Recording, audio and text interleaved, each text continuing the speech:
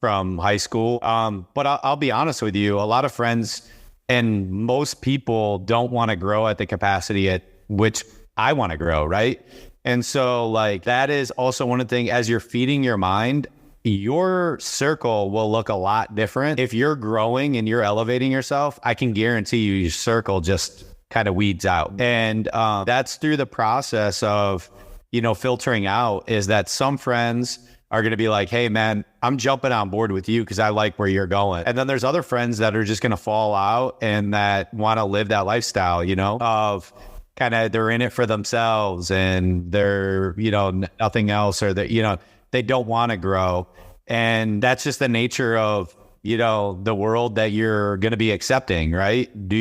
Are you in it for growth, or are you in it to plateau? And if you want to just like be to be and just be a being that isn't growing, then that's going to be your circle. And then you can closely align your future to where your future is going to be. Or if you have an abundance mentality and you're going to be surrounding yourself with people that are going to be elevating or growing, well, then your circle just changes, right? And you're changing your circle as you go. And it's the importance of identifying that. Ed Milet talks a lot about this, is that you really want to find like the mentor that you potentially perceive your life to be.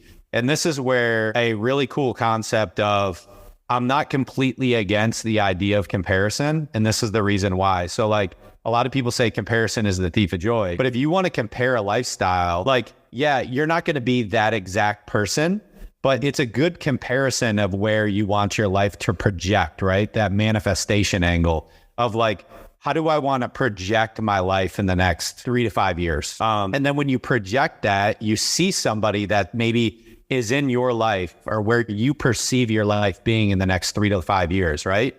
And that might be somebody online, right? I've narrowed down my focus in terms of like how I want to feed my brain.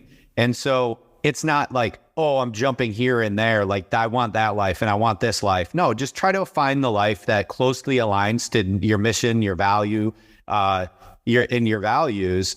And then ultimately, where is that in the next 3 to 5 years, right? What are the small steps that you would need to incrementally put in place to do that? I can guarantee you, if you do that, your circle changes. Your circle changes like nearly almost every year at that point of who you're surrounding yourself with. And then usually what you'll find is that circle, and it could be a mentor online. Like, even though I don't know Ed Milet personally, I met him, but like, he's been a mentor to me, right? Because I listened to his podcast.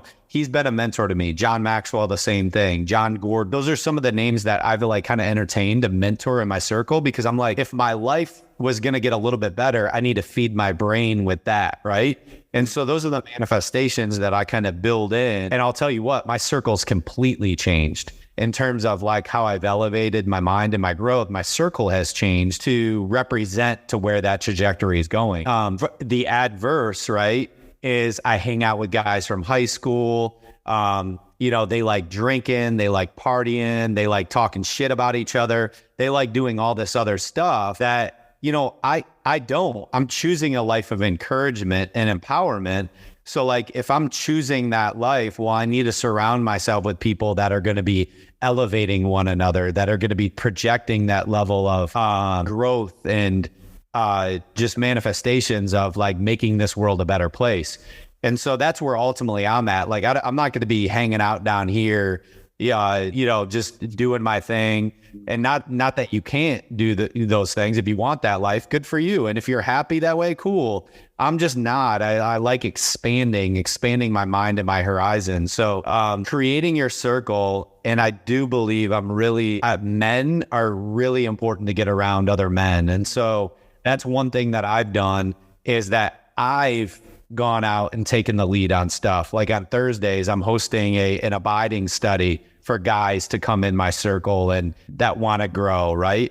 And so the first step, if you're going to be like a real leader, is you want to provide value for other people. And so I literally just started a group, right? I have a meetup every third Saturday at our clinic, and I have guys coming that want to grow and that want to hold their body to a higher standard. I have a group of guys that I have in my mastermind that want to grow and they want to get a little bit better in terms of how their body feels and their mind feels. And so it's creating those circles that are ultimately you're adding value to other people, but they're adding value to you at the same time.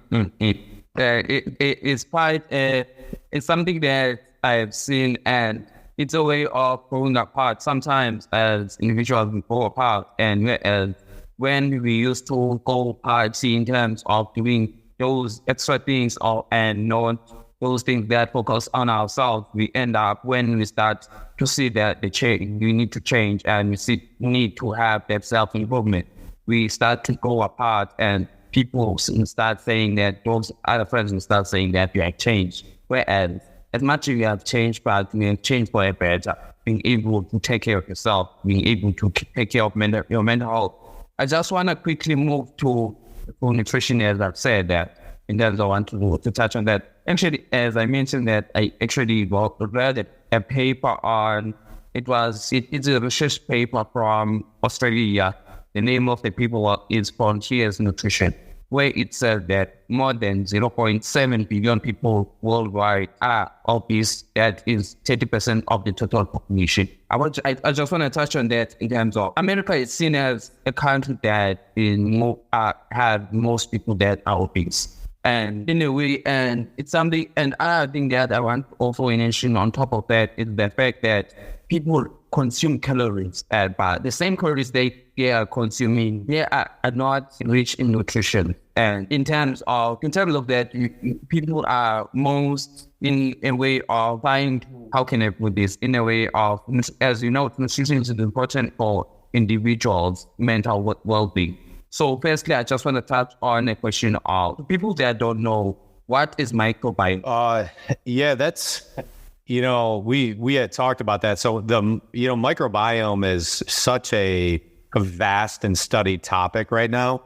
It's really cool in terms of like the evolution of how that's talked about. And as we spoke offline earlier, we talked about how the first prebiotic, probiotic, and postbiotic. And so that's what's the feeder of the gut, right? There's good and bad gut bacteria. We don't truly know through all human clinical trials and studies what a good gut microbiome looks like, but we surely know what a bad one looks like, right? And so all the bacteria that, lives within our gut, how important that is to really set the baseline for like longevity and healthy living.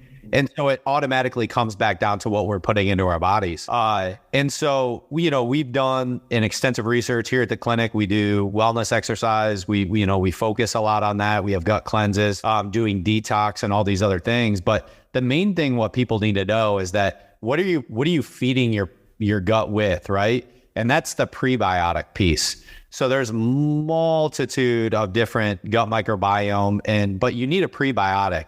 And what is a prebiotic? Well, in simple terms, the best prebiotic is fibers. We are so deficient in fibers as an American culture and what we eat, that every American should be getting at minimum of 40 grams of fiber in a day, but really 60 grams of fiber. Where do you get fibers? Well, you can get fibers through vegetables, through fruits, like colorful objects. You can actually supplement fibers, right? So it's one of those things where you want to make sure you're feeding your probiotic. And so many people say, hey, I'm going to take a bunch of greens and then I'm going to feed my body probiotic. Well, when you just give your body a probiotic, basically it's not doing anything, right? You're not feeding the good bacteria to really eat away at the bad bacteria within your gut microbiome in order to have a postbiotic.